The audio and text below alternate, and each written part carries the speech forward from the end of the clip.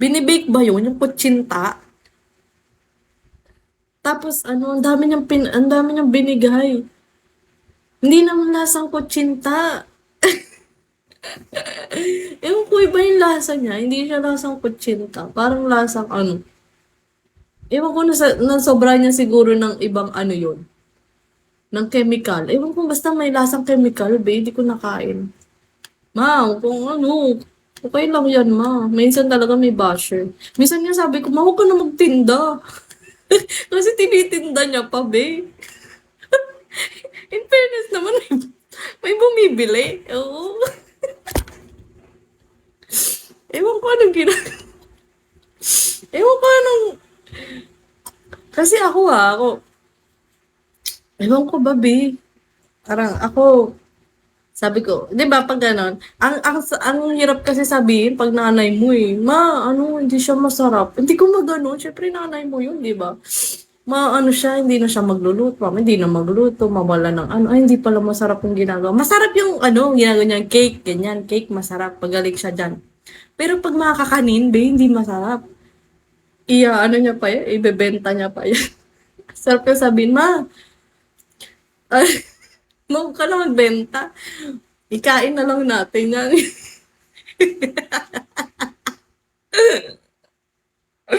In fairness naman, be, may bumibili. Sabi nga niya, may ano sa akin, may order sa akin ng ano, ganto ganyan. Ah, talaga? Eh di good. Matabang na. Ano yung matabang? Hindi. Basta, may hindi lasang ano, hindi siya lasang ano, hindi siya lasang, yung puto niya, pwede na. Lasang puta. Charis. Joke lang.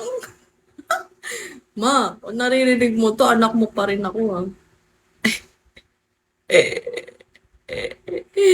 Kaya ano, kasi feeling ko kasi si mama kasi, nag-OFW yon. So, di ba, ang magagaling magluto ng mga ano, is galing sa mga ano, sa mga probinsya, ganyan. Kasi mama wala namang probinsya eh. Kaya siguro, ano, tsaka wala naman TikTok dati, be, di ba? Ngayon lang naman nagka-TikTok eh. Kaya kung paano ka magluto ng adobo, ganun na lang eh. Lagyan mo lang toyo, suka, okay na yan.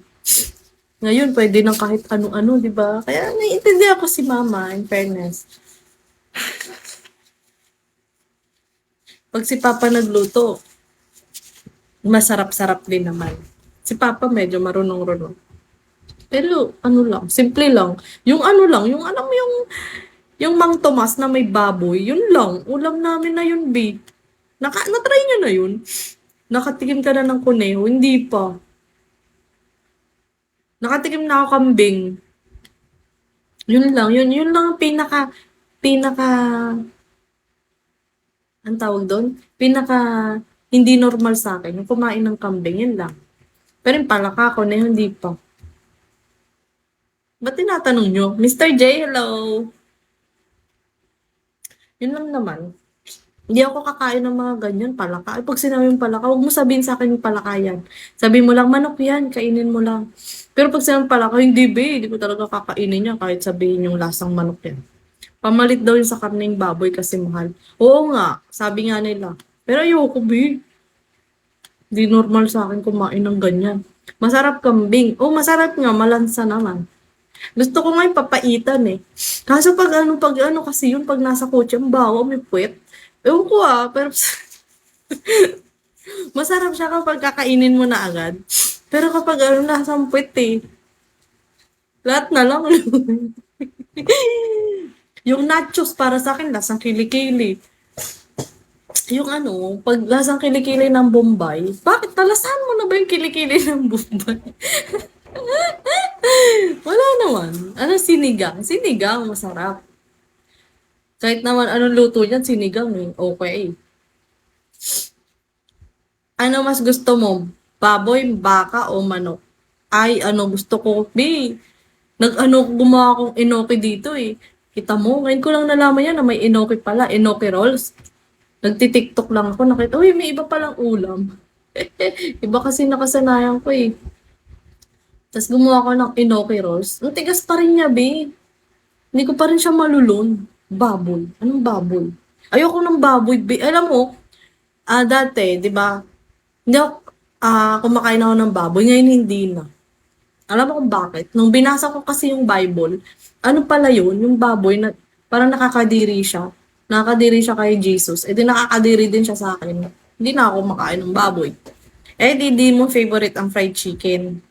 Pwede na, pero hindi masyadong favorite. Sabi ko nga sa inyo, wala akong favorite, be. Kahit anong kinakain ko, basta masarap. Pero dati hindi mo ko mapapakain ng hindi ko alam. Yung ramen, mga Chinese food, Japanese food. Basta alam ko lang, Filipino food, yun lang kakainin ko. Pero nung pumunta nga kami ng Malaysia, di ba, 4 days.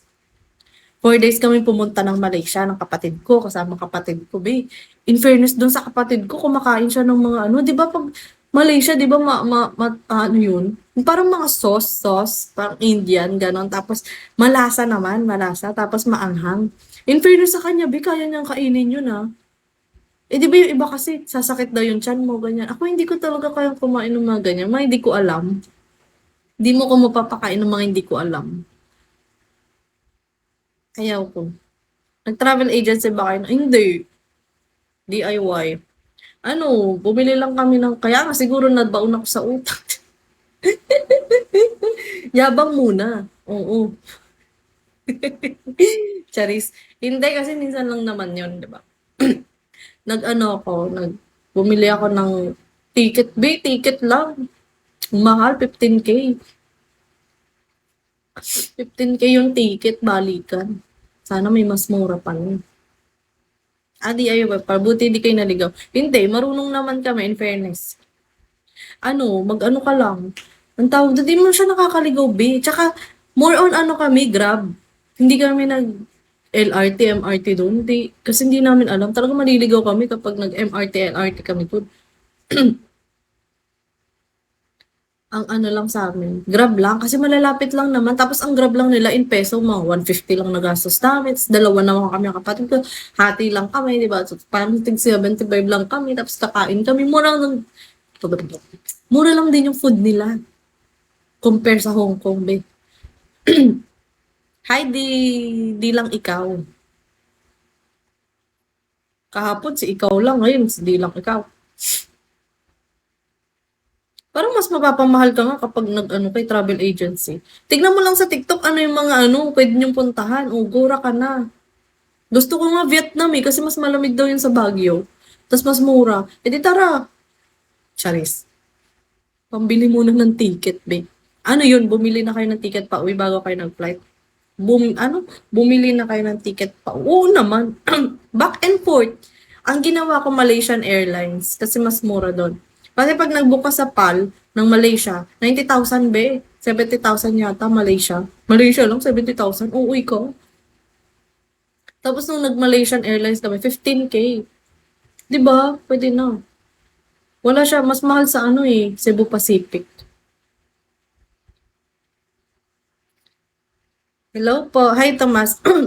Ang next target namin Japan. Sana naman, Lord. Japan naman. Buti hindi nagdi-disappear ang airplano. Oo nga no. Gagi natakot ako nung nakita ko yun na merong history yung Japan Airlines. Ay, Japan. Yung Malaysian Airlines na nag-disappear. Sabi ko, baka mag-disappear din tayo. Buti hindi naman. Ayun, nakabalik naman ako. Tapos okay naman sila kasi yung food nila masarap. Parang din, Filipino food. Yung iba. Tapos magugulat ka na lang dun, be. May tumatawid na bayawak. Bayawak ba yun? Basta ang laki, be. Sa tawiran nila, bayawak. Laki. Normal lang pala sa kanila yun. Thanks God. Nasilemak. Oo, nasilemak. Diba sarap? Nasilemak. Tapos natatawa ko kasi lahat ng punta namin may halan. Ibig sabihin pala ng halan, basta, nakalimutan ko yung pangalan eh. Basta may halan. Ang ibig sabihin pala ng halan is road. Parang street. Yun pala yun. Kumbaga parang lahat may halan. Bago ano yung halan? Lahat na lang may halan. Tapos ang babait ng tao dun, B. Ang babait ng mga tao sa Malaysia.